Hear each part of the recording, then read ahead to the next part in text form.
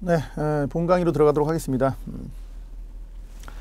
자, 건물 에너지 관계 법규의 우리 이제 시험 범위 OT 때도 잠깐 말씀드렸지만 이제 4개의 법, 녹색 건축물 조성 지원법, 에너지용 합리화법, 에너지법, 건축법, 기타 내용들이 있는데요. 개괄적으로 제가 OT 때도 목적을 먼저 이해하자 그런 말씀을 드렸죠. 목적을 좀 먼저 이해를 하고 넘어가도록 하겠습니다.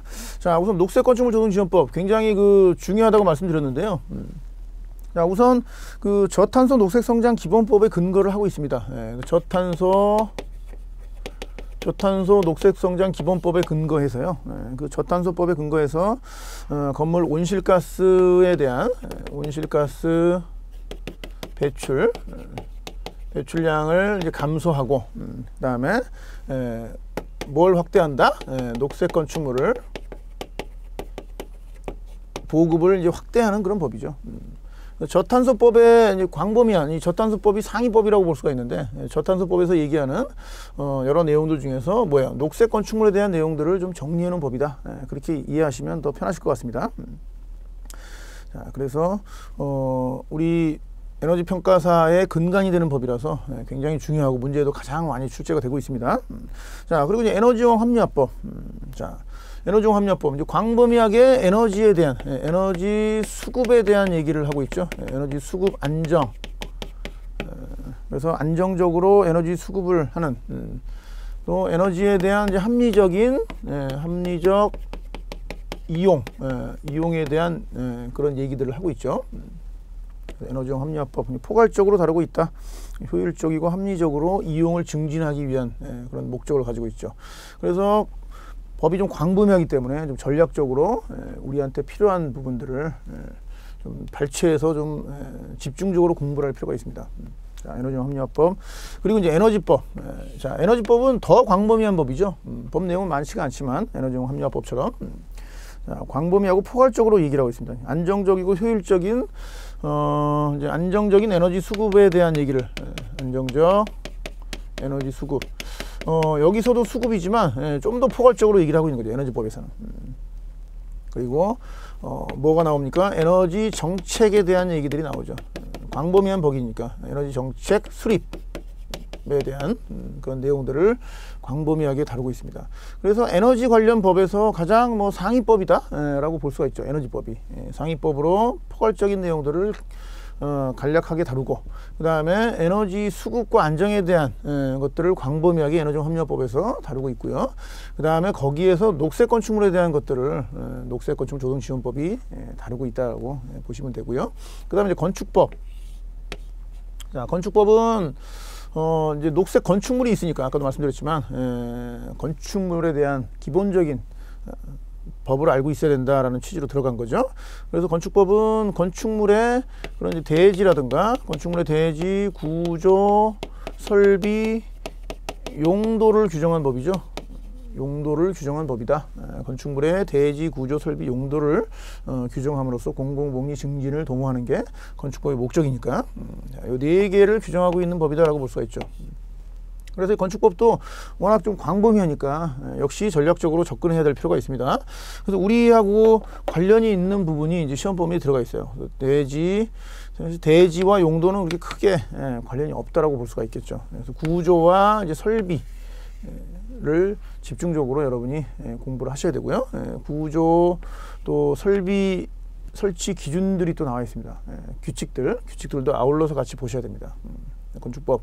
그래서 에너지용 합리화법, 건축법 출제 빈도가 높기 때문에 범위는 넓더라도 전략적으로 공부하면 다 잡을 수가 있겠죠.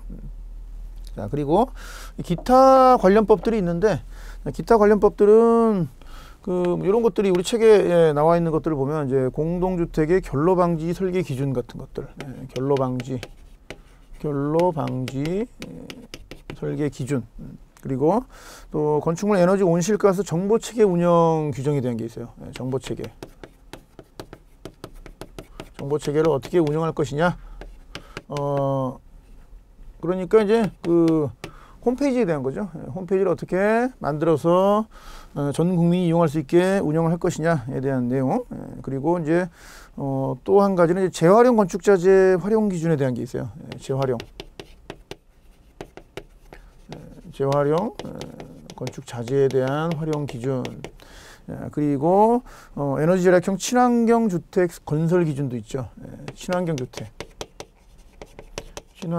주택에 대한 이제 건설 기준.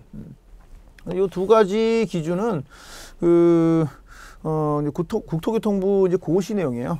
국토교통부의 이제 고시, 국토부 고시다라는 거. 이것들도 마찬가지죠.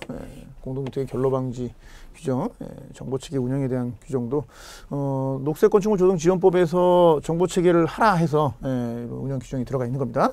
그래서 이 기타법은 사실 4개로 우리 체계 구성이 되어 있는데 이제 시험에 나올 가능성은 이제 떨어지죠.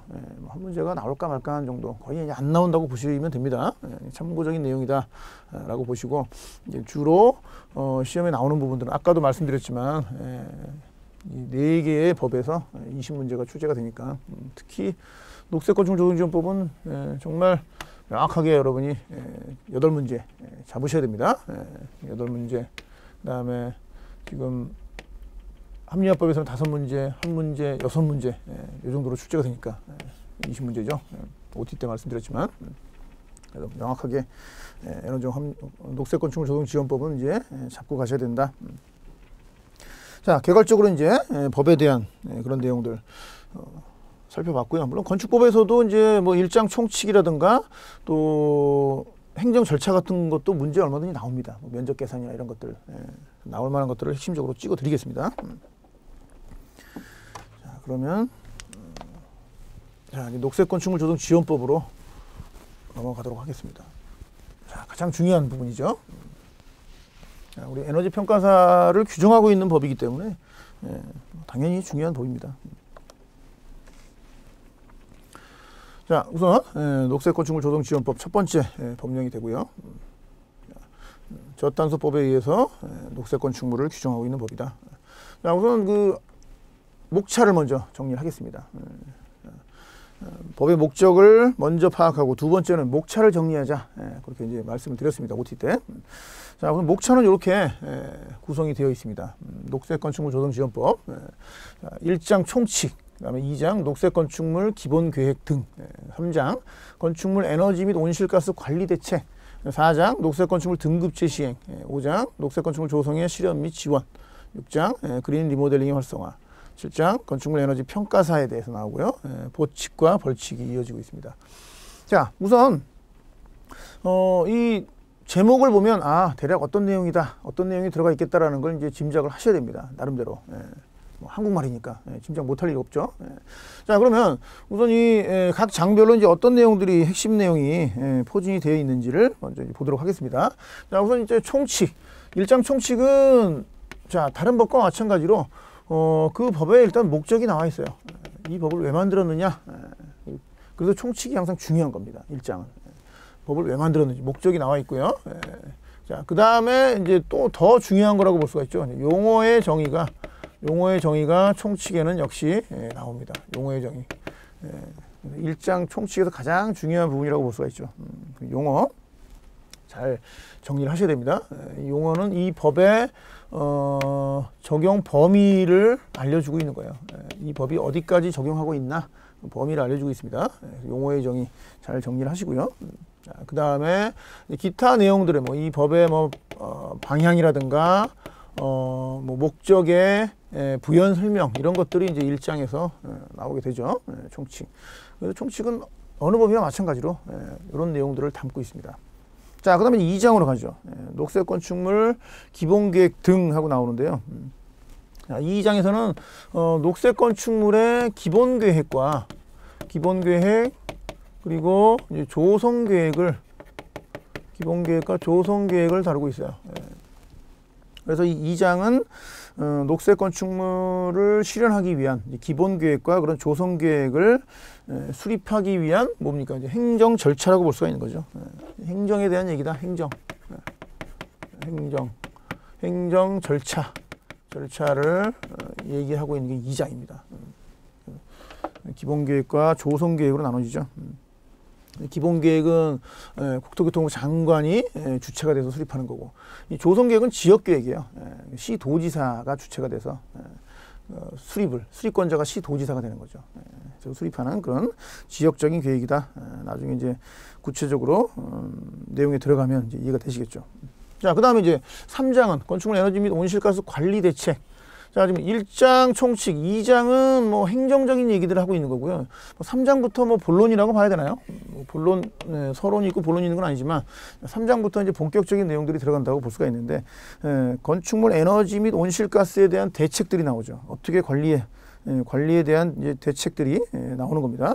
그래서 구체적인 그런 이제 구체적 적용이 여기서 이제 이루어지는 거죠. 어떻게 관리 대책을 수립하겠다. 그래서 여기에는 주로 이제 뭐 에너지 성능 개선에 대한 얘기가 나옵니다. 에너지 성능 개선. 그래서 녹색 건축물을 그 국가에서 만들어 놓은 규정에 맞게 녹색 건축물을 만들었을 때 여러 가지 그런 인센티브를 부여하겠다. 그래서 이제 성능 개선에 대한 얘기. 성능 개선 같은 경우는 이제 결국 리모델링이죠. 리모델링. 그래서 10년이 경과된 이제 건축물일 때 리모델링에 대한 그런 이제 성능 개선에 대한 그런 대상이 되는 거고요.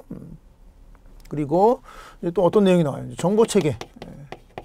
정보 체계를 구축해라. 아까 그 정보 체계 관련 법이 기타에 들어가 있는데 에너지 정보 체계를 홈페이지를 만들라는 얘기죠. 정보 체계를 구축해라. 그다음에 에너지에 대한 그런 이제 총량을 관리하는 거죠. 에너지 총량 관리, 에너지를 관리할 때 총량을 이제 좀 제재하겠다는 얘기죠. 그래서 총량 관리에 대한 거는 뭐 에너지 또 뭐 소비량 공개, 에너지 소비량 공개, 총량 관리 소비량 공개, 뭐 이런 취지로 계속 넘어가는 거죠. 그래서 이게 건축물에 대한 총량을 관리할 수도 있고, 뭐 지역적으로 지역을 정해서 관리할 수도 있고, 총량을 관리하겠다는 얘기고요.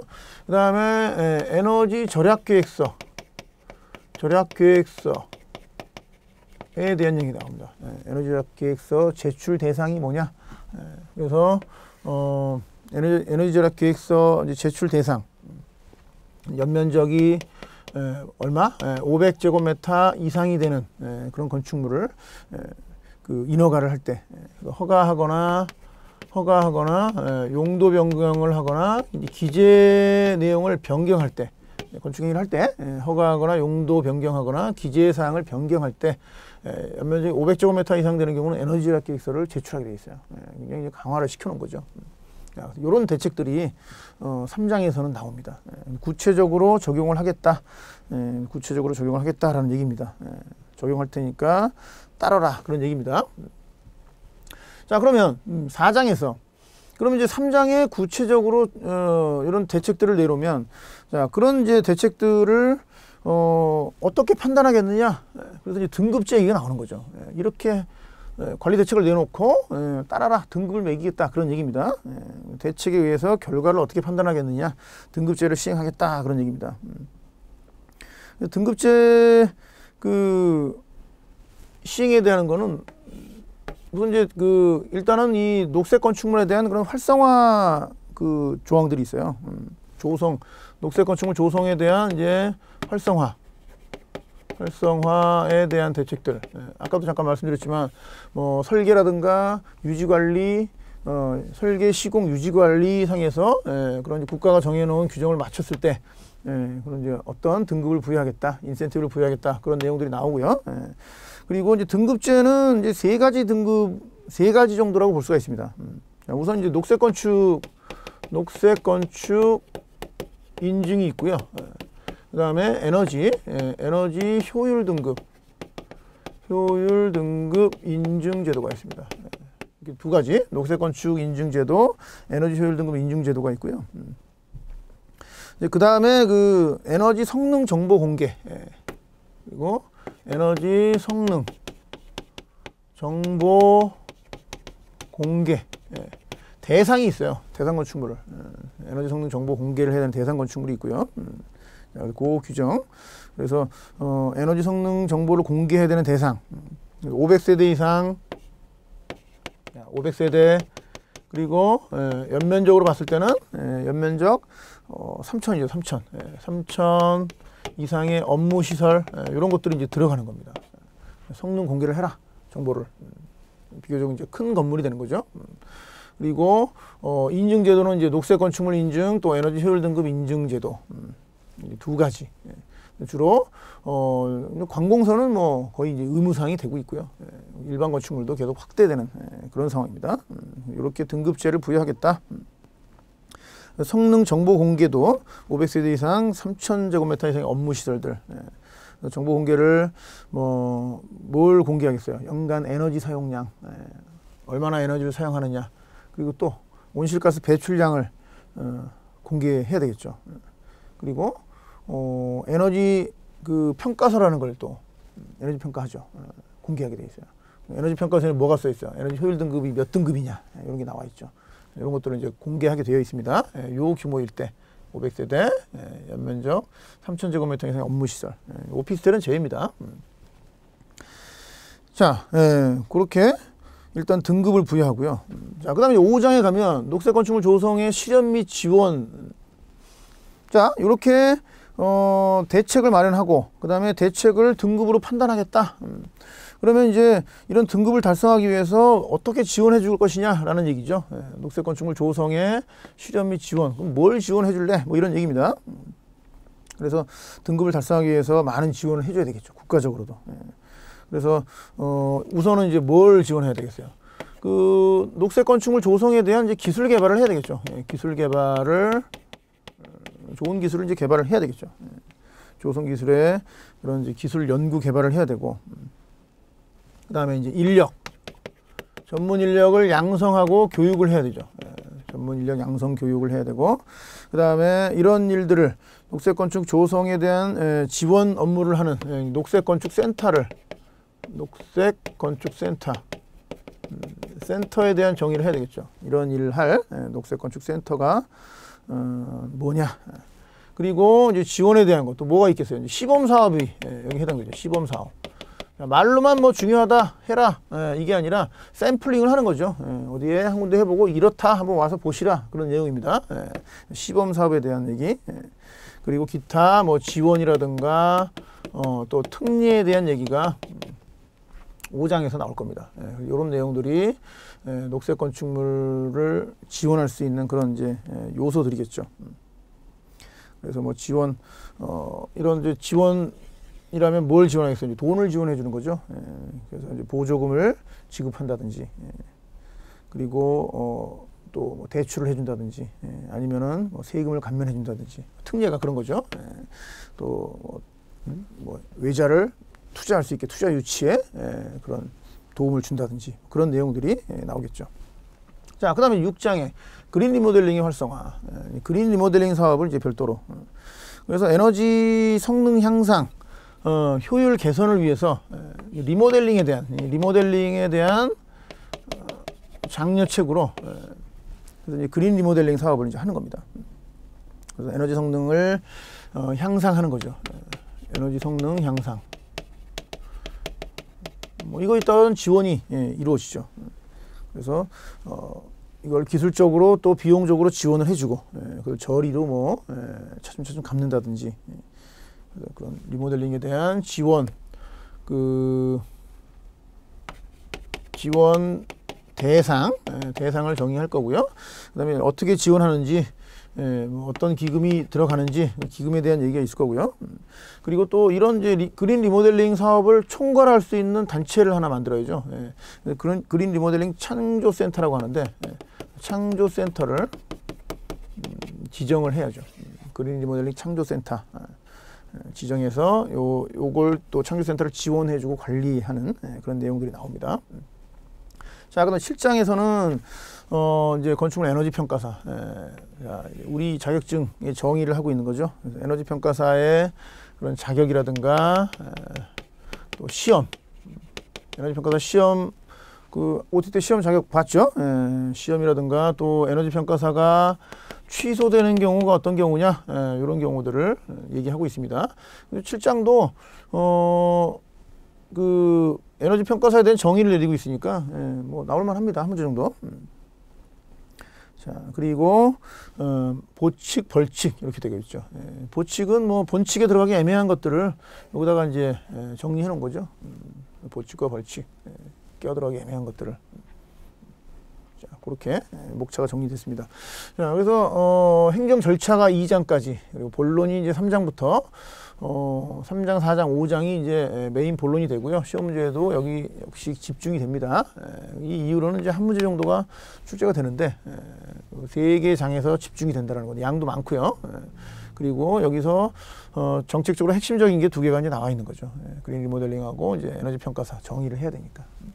그렇게 해서 이제 목차를 정리를 했습니다. 자, 오늘은 사실 가장 중요한 거는 목차. 목차를 여러분이 이해하시는 거예요. 녹조법의 목차를 먼저 정리를 하고 그 다음에 이제 본론으로 들어가는 거죠. 자, 그러면 목차를 정리를 해봤고요. 그 다음에 이제 총칙으로 넘어가도록 하겠습니다.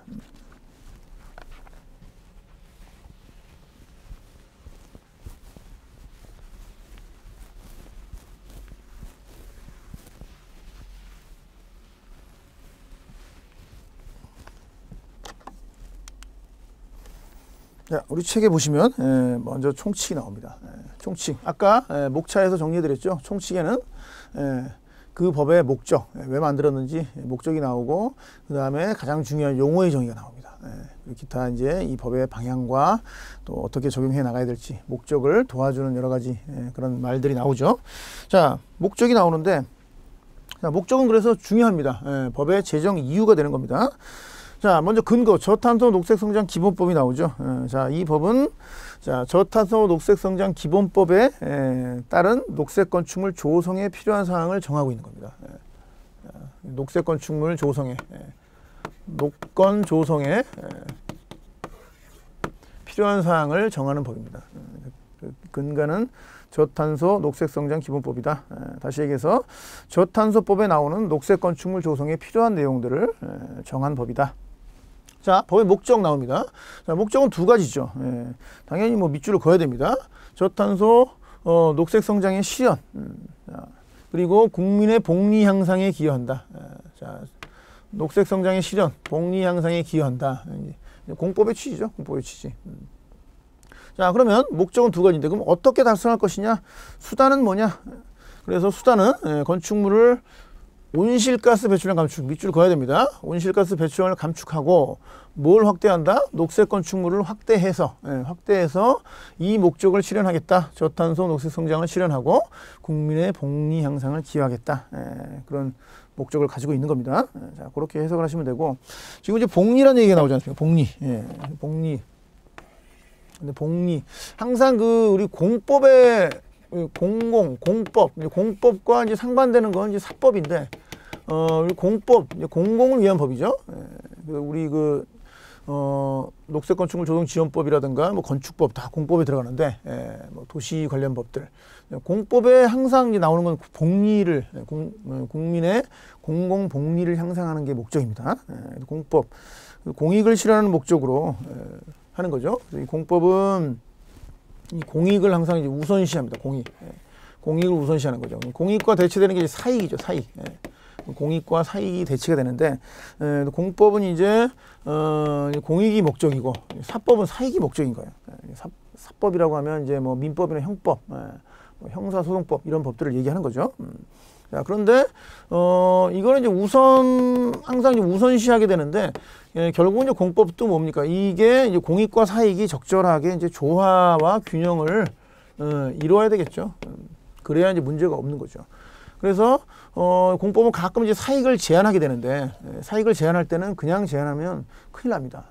굉장한 컴프레임에 시달리게 되는 거죠. 사익을 제한할 때 절차와 규정을 가지고 아주 신중하게 제한을 해야 됩니다. 사익을. 그랬을 때 별 문제가 없는 거죠. 그리고 공람도 해야 되고 주민한테 이런 식으로 뭐 개정을 했다라고 이제 뭐 30일 이상 공람을 하지 않습니까? 그렇게 해서 문제가 없도록 해야 됩니다. 그래서 이런 이제 공공복리다 그러면 이제 공법이라고 보시면 되고요. 사익을 제한할 때 신중하게 제한해야 된다. 자, 그러면 목적을 이제 살펴봤고요. 목적은 뭐 언제나 시험 문제 대상이 되는 겁니다. 목적. 자, 용어가 나옵니다. 용어의 정의가 나오죠. 자, 용어의 정의 우리 책 4개 정도가 나옵니다. 4개. 용어의 정의는 4개가 나오는데 뭐 4개라는 건 뭐 굉장히 단순하다는 얘기죠. 그만큼 이제 쉽게 단순하게 접근하셔도 괜찮습니다. 자, 용어의 정의. 자, 아까도 말씀드렸듯이 용어의 정의 굉장히 중요한, 일장에서 가장 중요한데 왜 중요하다?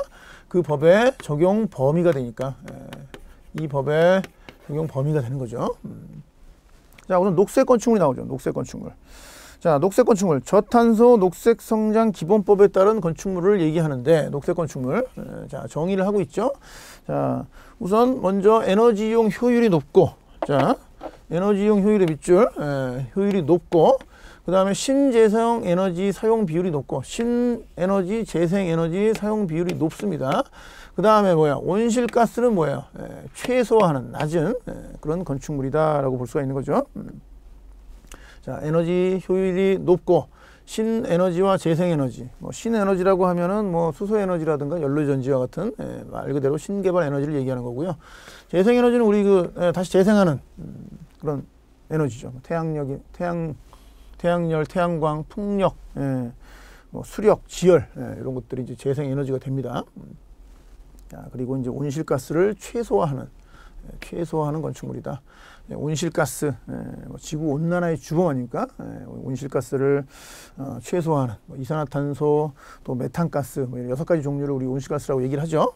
최소화하는 건축물이다. 자, 그리고 환경에 미치는 영향을 최소화하고 동시에 쾌적하고 건강한 주거 환경을 제공하는 건축물이다. 자, 녹색 건축물 중요합니다. 용어의 정의. 자, 그 다음에 이제 녹색 건축물 조성이 나오죠. 녹색 건축물 조성. 이건 범위를 얘기하는 거죠, 범위. 녹색 건축물의 범위를 어디까지 볼 것이냐라는 얘기입니다. 그래서 이게 3가지로 나눌 수가 있는데, 자, 첫 번째가 녹색 건축물을 이제 뭐예요? 이제 건축하는 게 첫 번째고요. 자, 두 번째는 이제 녹색 건축물의 성능을 유지하는 거죠. 성능 유지. 기존 건축물의 성능 유지가 이제 두 번째. 세 번째는 뭡니까? 녹색 건축물로 전환하는 거죠. 전환이 세 번째. 그래서 건축하고 기존 성능을 유지하고 그 다음에 일반 건축물을 녹색 건축물로 전환하는 것을 녹색 건축물 조성이라고 한다. 3가지 밑줄을 좀 그어주시고요. 건축하거나 기존 건축물을 유지하거나 녹색 건축물을, 그 다음에 일반 건축물을 녹색 건축물로 전환하는 일이다. 자, 그렇게 보시면 됩니다. 자, 그 다음에 이제 용어가 건축물 에너지 평가사, 그리고 제로 에너지 건축물 2가지가 이제 추가돼서 나오죠. 자, 건축물 에너지 평가사, 에너지 효율 등급 인증 평가 등, 여기 법제화돼서 업무를 얘기하는 겁니다. 에너지 효율 등급 인증 평가 등 건축물의 건축, 기계, 전기, 신재생 분야의 효율적인 에너지 관리를 위한 업무를 하는 사람이다. 자격을 취득한 사람. 우리죠, 우리. 지금 이제 미래 에너지 평가사인데. 자, 그다음에 제로 에너지 건축물.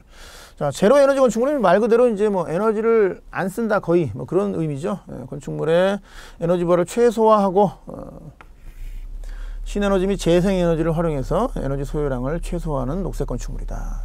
대표적인 녹색 건축물을 제로 에너지 건축물이라고 보죠. 자, 용어. 자, 그 다음에 이제 녹색 건축물 조성의 5가지 기본 원칙이 나오죠. 요거 좀 체크를 좀 해놓으세요. 자, 얼마든지 문제를 만들 수가 있습니다. 자, 법 제3조에 녹색 건축물 조성의 5가지 기본 원칙이죠. 자, 기본 원칙이 항상 이제 있는 거죠. 조성하는 데 있어서, 녹색 건축물 조성하는 데 있어서 마음대로 하지 말고 일단 포괄적인 원칙을 따라라, 그런 얘기죠. 그래서 포괄적인 얘기이기 때문에 시험에 나올 가능성이 높은 겁니다. 이거를 따라서 뭐예요? 구체적인 방법으로 이제 뒤쪽에 실현하라, 그런 얘기가 나오겠죠. 자, 온실가스 배출량 감축 밑줄을 통한 녹색 건축물을 조성해라. 환경 친화적이고 지속 가능한 녹색 건축물을 조성해라. 그리고 신재생 에너지 활용 및 자원 절약적인 녹색 건축물을 조성해라. 그리고 4번째, 기존 건축물에 대한 에너지 효율화를 추진해라. 그리고 5번째, 녹색 건축물 조성하는 데 있어서 계층 간 지역 간에 균형적으로 하라. 불균형을 적으로 하지 말란 얘기죠. 어느 지역에서는 뭐 활성화되고 어느 지역에서는 침체돼 있고 그러지 말란 얘기죠. 자, 그래서 온실가스 배출량 감축하고 환경 친화적이고 지속 가능한 쭉 갈 수 있는 자, 신에너지와 재생에너지에 대한 활용을 높이고, 자, 에너지를 효율화 실천을 하고요. 계층 간에 조성할 때 지역적 계층 간 균형을 확보해라, 그런 얘기입니다. 자, 그래서 얼마든지 보기 만들기 쉬워요. 자, 네 번째 이제 국가나 지방자치단체의 책무가 나옵니다. 이거는 이제 공법이니까 이런 게 나오죠. 자, 녹색 건축물 조성 촉진을 위한 시책을 수립을 해야 되고요. 시책 수립, 그리고 추진에 필요한 행정적, 재정적 지원 방안을 마련해야 합니다. 이거 의무예요, 의무. 마련해야 되고요. 국가에서 녹색 건축물 조성이 공정한 기준과 절차에 따라 수행될 수 있도록 노력을 해야 된다, 라는 얘기죠. 자, 그렇게 절차를 수행될 수 있도록 노력해야 된다. 공법이니까 이런 의무가 있는 겁니다. 시책을 수립하고 행정적, 재정적 지원 방안을 마련해라. 그리고 조성의 공정한 기준과 절차에 따라 수행될 수 있도록 하라. 이렇게 해서 일장 총칙을 정리를 했습니다. 자, 그러면 잠깐 쉬셨다가 이제 2장으로 넘어가도록 하겠습니다.